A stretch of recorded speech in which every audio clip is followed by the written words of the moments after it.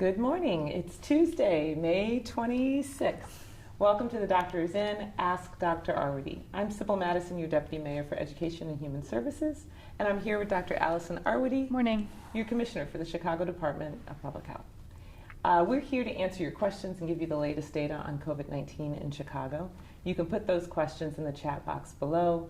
You can also send them to us through Facebook or Twitter using the hashtag AskDrArwady. We're going to check our social distance. Looks good. Looking good. And I'm just going to turn it over to you to give us the latest. All right, sounds good. So thanks for joining us after the long weekend. We had beautiful weather here. We sure did. A lot of people out and about. A lot of people outside. Yes. I don't know what you saw. I saw not so many masks. Yeah. I saw households. Seemed like more than one household together. Yeah. I'm a little worried about it. I will just be honest with you. Over the weekend, where we look at our 3 days of data that were coming in, 2 of those days we had more than 900 new cases. And so we just have a lot of COVID around here still. And so, as we shared last week, we're in that cautious optimism, just looking like we're on the other side of that peak, just starting to come down. But I am concerned where I see people starting to gather, particularly without that face covering. So I actually brought a scientific video to show people to help them understand about that. So we'll show it in just a second. But just our numbers where we are first. Yes. So we're at 42,969 cases of COVID-19 in Chicago residents and 1,955 deaths among Chicago residents. Our 7-day average for testing is up right around that 4,500, so we are on track to be there by the end of the week. There was even one day we'd popped above it. So I'll remind you that being able to do 4,500 tests a day works out to being able to test 5% of Chicago residents every month, which was that goal that we had set. So that's good. Our percent positivity has been in the sort of 18 to 19% range. That's what we want to be low. That means that it's the percent of tests that are positive out of all the tests that are done. Making progress, but still really not just there. Yeah. We are planning this afternoon. There is a press conference at 1 o'clock that the mayor will be at, I'll be at, some others will be at, to talk about contact tracing specifically, that response capacity and some of the work that's already happening and is planned there. So if you want to know more about that, you can tune in at 1 or watch it afterwards. And just so you know, we're aiming for Thursday to likely do another public update of all of our data and our metrics and where we are. In the meantime, as always, you can go to chicago.gov/coronavirus. Right up at the top, there's a latest data. And you can go and you can pull down, we update those very, very frequently. At the bottom, they've now got a presentation section where we've been trying to put the data that's being shown at press conferences in particular. So if you missed where we are with our metrics, I'd encourage you to take a look there. We went over them in some detail on Saturday, but you can take a look. And this week is going to be a lot about looking toward phase 3, cautiously reopen.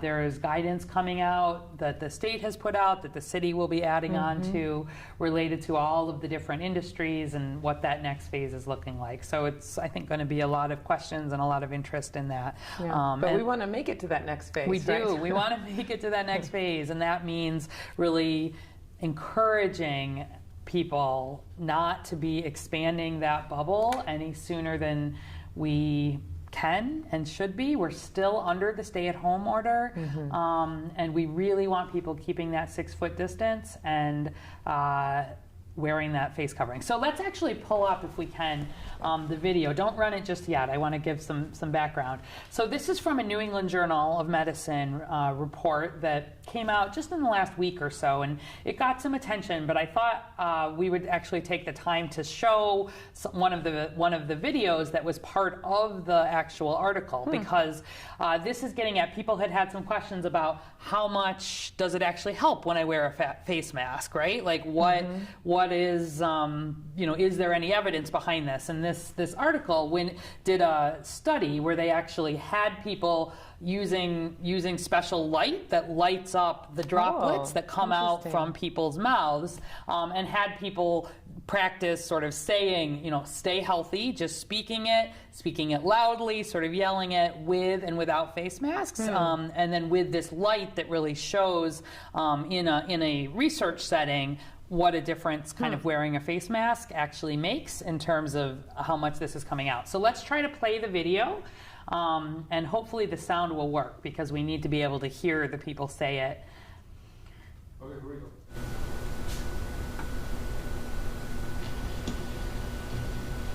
Now I'm recording. Stay healthy. Great, Stay healthy. great. Less loud. Stay healthy. Good. Are you recording? Yeah. Stay healthy. Louder. Stay healthy. Louder. Stay healthy. Nothing. Okay, bye. All right, great. So hopefully folks were able to really get a sense there that, where you're seeing a lot of those little green light coming out, those are the droplets. And if somebody is infectious, those are the droplets that come out of our mouth all the time, whether we're speaking, whether we're yelling, we always have these droplets coming out. Keeping that 6-foot distance, of course, is the most important piece of this. But then as you could see, when somebody had that face covering on, you saw many, many fewer of those droplets actually coming out. And so remember that to get infected, you need a certain amount of infectious material. And so say you need 1,000 infectious virus particles, for example. If you are standing very close to somebody and they are speaking loudly or they are coughing or they are sneezing, all in one batch, you could sort of get that amount of infectious virus material. Whereas if you're staying further back, you're wearing that face covering, even if somebody is infectious, you're probably not getting enough of a dose to potentially become infected yourself. So we can talk about some more details, and maybe we'll even dive some more into that article if people have interest. But I wanted to share the actual video because I think there's nothing like seeing these droplets that help people understand what it looks like. So if you've got other questions or comments, put them in, and we can share some more of that science and research in the days to come. And it seems like it underlines the fact that we need to do both. Yes. The physical distance Yes. and the face covering. The distance, if I had to choose between them, still, the distance is my top choice because keeping that distance is the main thing that helps really limit especially that higher risk activity. And then second behind that is the cloth face covering. So this is where we talk about the cloth face covering should not replace the social distancing, Yes. right? Yes. They really work together. Yeah. Okay. Sandra Kirkland from Facebook. What kind of mask was the subject wearing in the video? Oh, good question. So it's a cloth face covering mask. So just like the kind that people are being encouraged to wear. So, and we can get some details of that if people have them. Okay, great. Linda Henderson from Facebook. Is it a bad thing if you had COVID-19 with underlying conditions? Could it have done damage to me even if I were asymptomatic for the COVID-19? I have diabetes 2 and heart disease. Okay, good question. So if I understand, you're asking if I had COVID, but I didn't know it, I was asymptomatic, did it damage me in some way? And the answer would be no, actually. I think really this is a virus like any other virus, and so people regularly, we go through the year and we get viruses and we fight them off. The common cold, those are viruses. Our body sort of is used to getting viruses. It really works more the other way, that when you have these underlying conditions, they put you at risk for having worse outcomes of the virus. And so it's not that the virus itself makes my diabetes worse or makes my lung disease worse typically. It's that where I have these, the outcome can be worse. So if you were asymptomatic and you sort of got through COVID, that's great because that means you probably have at least some level of immunity. Still, we're learning about what that looks like, so it doesn't mean probably that you're fully protected, and we'll be learning more about that. But it does not, you don't need to worry that if you had COVID and now you're feeling fine again, that you've done some sort of long-standing damage. We don't think that's true based on what we know now. Certainly there are ongoing studies looking at survivors, for example, and there may be additional things that we learn. But if you had no symptoms of any kind, great. You know, I would not worry that it is in some way impacted your diabetes, for example. Got it. Gianna, blessed and unstressed from Facebook. Can you explain how someone can still be testing positive after 8 weeks? After 8 weeks. Okay, so maybe let's break that question down a little bit, because there's a few different kinds of tests, remember. So we would really not expect someone to be still having a positive diagnostic test for COVID, meaning usually the nose or the mouth swab, where you're looking for the active presence of virus. We would not really expect to see that still be positive 8 weeks later. If someone is having still a positive test, it could be a couple of things. It could be, and again, I don't know the exact situation in the question here.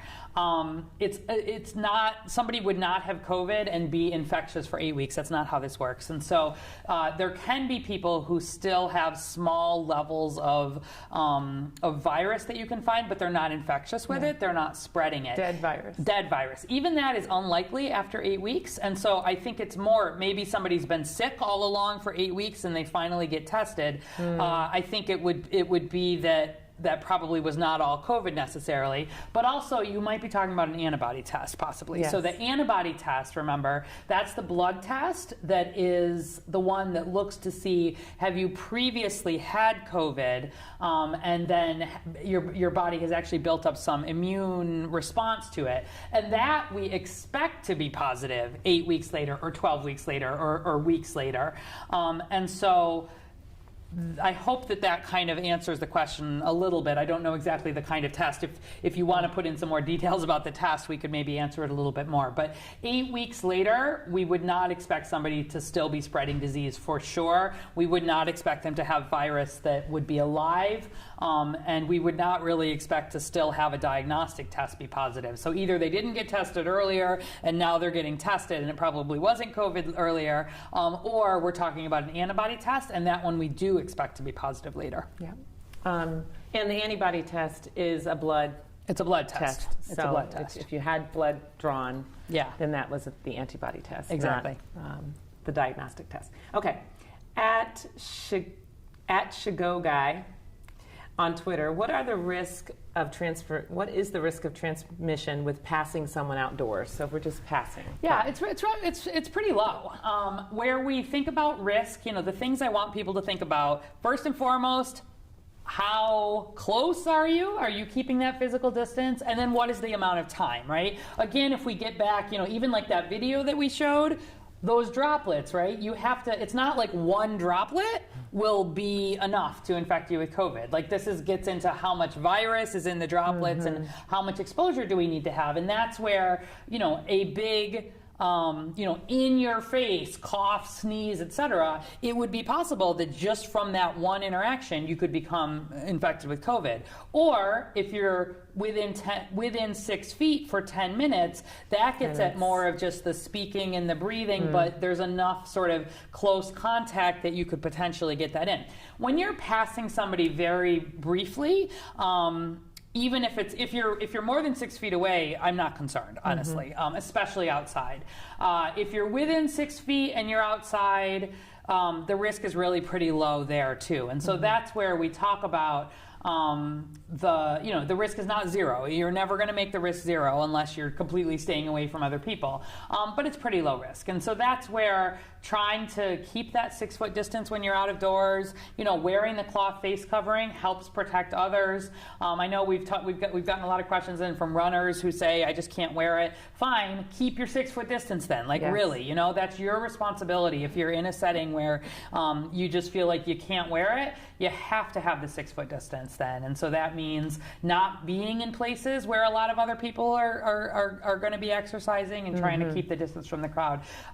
But if you're just out and you're passing someone, especially outside, that risk is quite low, I would say. Okay. Margarita Melendez from Facebook. Once you've tested positive, what happens after?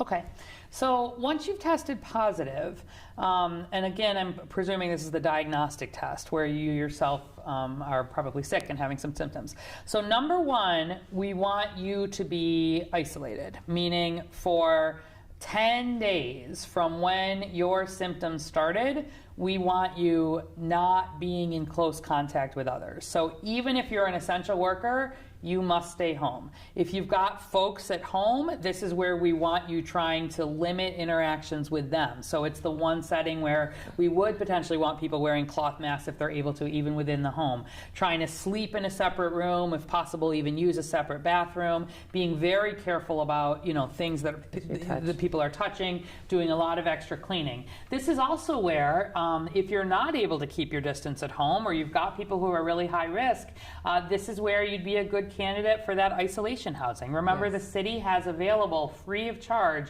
isolation and quarantine housing, especially for people who are not able to isolate. And any doctor in the city is able to refer you in for that isolation housing. You do need to get some sort of medical assessment, because what we don't want to do is take somebody who maybe has a lot of underlying conditions themselves, starting to get potentially kind of sick.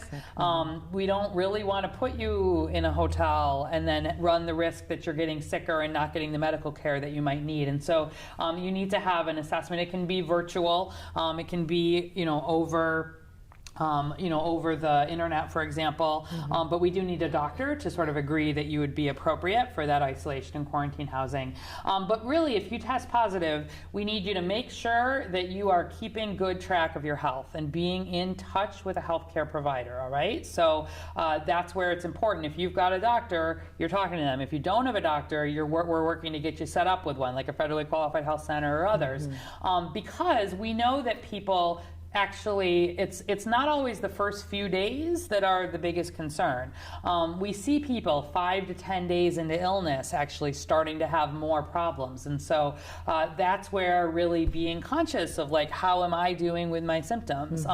Not putting off going to seek more urgent care if you need it. So, we've been talking, and it's on the website, these risk factors. If you're really feeling short of breath, if you're, starting to get chest pain, if you say you're with someone and they seem confused, or like you're having trouble waking them up all the way, those can all be signs that, like, your brain is not getting the oxygen, your body's not getting the oxygen that it should be. And we would want you to, go to the emergency department, call 911 if you need to.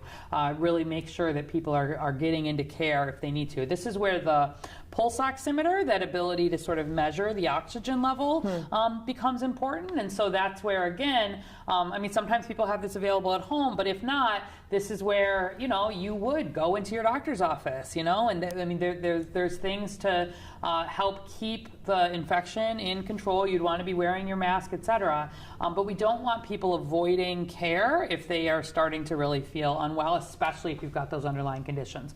If you don't have a lot of underlying conditions and you're feeling relatively well, great, but pay attention. Pay attention, be watching.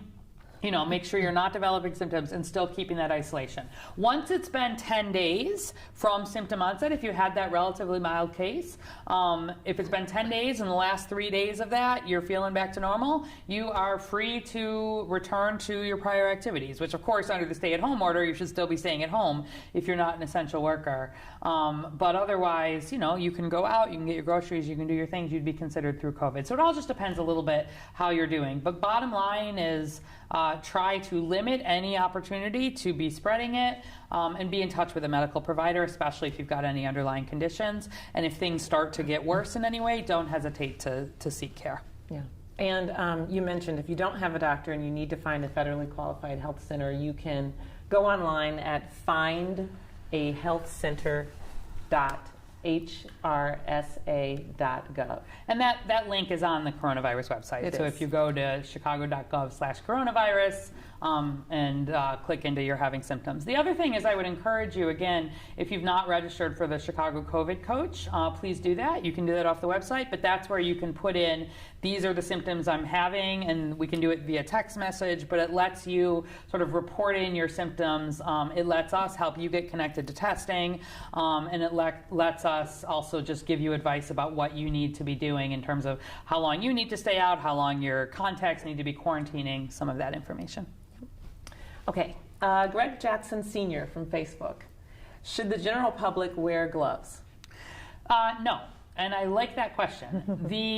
We've talked about this a little bit, but that face covering is by far the most important thing, because remember, how do we get infected with COVID-19 is when the virus gets into our respiratory tract. It gets into our nose or mouth, or potentially through the eyes, but it's primarily really into the nose or mouth. And so where you are covering your nose or mouth, you're stopping that green spray of virus or droplets that we saw in the video from getting out, and that's what everybody else, they are also wearing their cloth face coverings to help keep their green sprays from coming out. But the gloves, let's talk about gloves. Yeah. So the thing of why people wear gloves, I think, is that it helps them feel like they're protecting themselves, and I get that. But the thing is, virus cannot get in through your skin. It cannot get in through your fingers. There's nothing about wearing the gloves itself that protects you. And my concern is that where I see people wearing gloves, there are situations where you have to wear gloves. If you're a food handler or you otherwise have to wear, for your job separate from COVID, obviously keep wearing the gloves. Yes. But if it's just for COVID, all you're really doing there is making yourself less likely to wash your hands.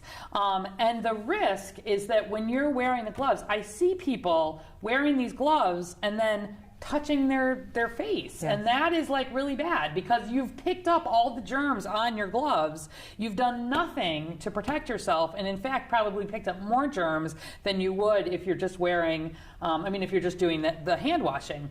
And sometimes people say, oh, if I wear the gloves, it makes me remember not to touch my face. But hopefully that face covering is what is helping you actually remember not to touch your face. Yeah. And the gloves, honestly, are not protecting you.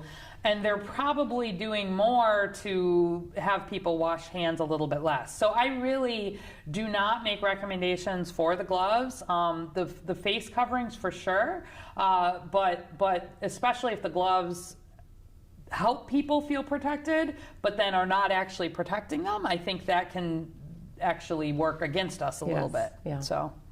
Okay. Always a great question to ask. Yeah. We can't say it enough, right? Yeah. Jennifer Klonsky from Facebook. If you're a person in a high-risk category, should you continue to stay home, and should your family members continue to stay home? Or is it okay to venture forth with a face mask and keeping social distance? Okay, so this all again gets into risk. There's no such thing as no risk interactions. And so it depends a little bit, I think, on what is the underlying condition. What is the setting? Where we've got our really older Chicagoans, especially if they also have underlying conditions, it is not a moment to be venturing out. It really is not. We have a lot of COVID here, much more than we do in a lot of the country. Cook County has the most COVID infections of any county in the U.S. And although we avoided that huge spike that overwhelmed our health systems, and we did manage to flatten the curve here, we still have parts of Chicago that have percent positivities that, we're happy because we're just getting under 20%, but 20% is a lot of COVID. I will let you know, New York City at this point, their percentages are more like 8%, 9%. Out in Seattle, they're seeing percent positives of 2%, 3%. So we're still talking about, as a whole city, close to 20%. And parts of our city is still 30%, even more, 35%. Although we're making progress, we have a lot of COVID. We're seeing, still hundreds and hundreds and hundreds of new cases every day. And so for people who have underlying conditions and who are older, everybody is still under the stay-at-home order, Yes. so I want everybody staying home and not having unnecessary interactions where they don't need to. But B, even as this continue, if we look to probably starting to lift this and move into phase 3 over the next, couple of weeks, people who are in those highest risk categories, still, I want us all being extra protective of those people. And while we have a lot of COVID here, that means by and large still people in that category staying home, and those of us who are maybe not in that category being really mindful that where we're out and about, and even when it's a beautiful Memorial Day weekend, if you're in contact with a lot of people, we know there are asymptomatic people who have COVID, probably at least a third of the people. Maybe we're still figuring out what exactly that number is, but have at least some period where they are asymptomatic or pre-symptomatic. If they're out and about, especially if they're not wearing a cloth face covering, but even if they are, you don't completely stop that spread of germs. I don't want people in this highest risk category being exposed. And so where we do look ahead toward cautiously reopening, continuing to protect our most vulnerable people is going to be a part of this, especially early on. So, get some sun, get outside, but don't be having the unnecessary interactions with people outside the household, and people who have high-risk folks in their life. I want taking that special caution and not inadvertently, infecting the highest risk people. So it's going to be a calculus. It's going to be an ongoing through the summer. Where are we? We'll be opening sort of in stages. Like we'll open a little bit. How did that go? A couple weeks later, open a little more. We're doing okay. How did that go? How did that go? How did that go? Hopefully we won't have to take steps back. Hopefully we won't have to take steps back and pause. I want to get things going. Everybody wants to get things going. But we want to be careful that we don't inadvertently see us moving backwards. So I don't think we will, but this is what we'll be watching for. All right. I think it's time for some good news. Okay. I want to remind folks that Chicago's summer job program for young people is still open. Applications are being accepted at onesummerchicago.org. And this summer, there's going to be a youth service corps. So we're really excited about the ways in which young people can help with the response to COVID as part of the youth service corps. So that's one of the options. If you know anybody 14 to 24 who's looking for a summer job, please have them check out onesummerchicago.org. Yeah, great. And the other youth focus is the My Child, My Future, right? Yes. So mychildmyfuture.org, that's a youth-focused resource by and for young people, and it really is a way to offer hundreds of local organizations are able to share digital programs, content with young people, and there's all kinds of things on there and more coming. So Yes, that's right. It launched on Saturday with a concert. There'll be another DJ concert this Saturday for young people to tune into, and lots of things that are live streamed every day of the week. Yeah, and there's even things, there's like do-it-yourself projects, there's gaming, there's mental wellness, employment, basic needs, food, housing, etc. So it's for young people. It's also for parents or caregivers who maybe are interested in finding extracurricular activities for youth, etc. So check it out. It's going to keep growing.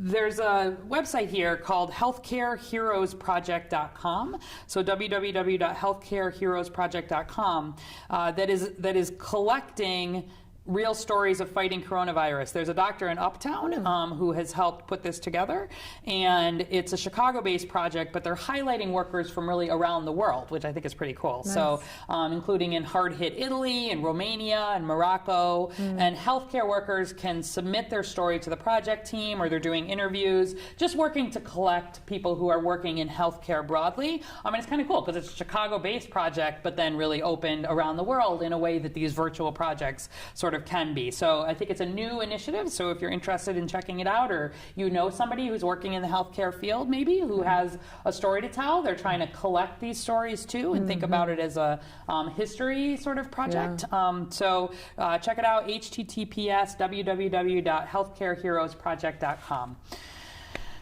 All right. There we go. So we know that the weather is nice out, but we do want to remind people that we're still under the stay-at-home order, and it is so important to, although you may go out to get some fresh air, to really keep your movement outside of the house to those essential things. We're trying to hold strong this last week and remind you that it's really still important to stay home. And save lives. We'll be back tomorrow, normal time, 11 a.m. See you then. Bye-bye.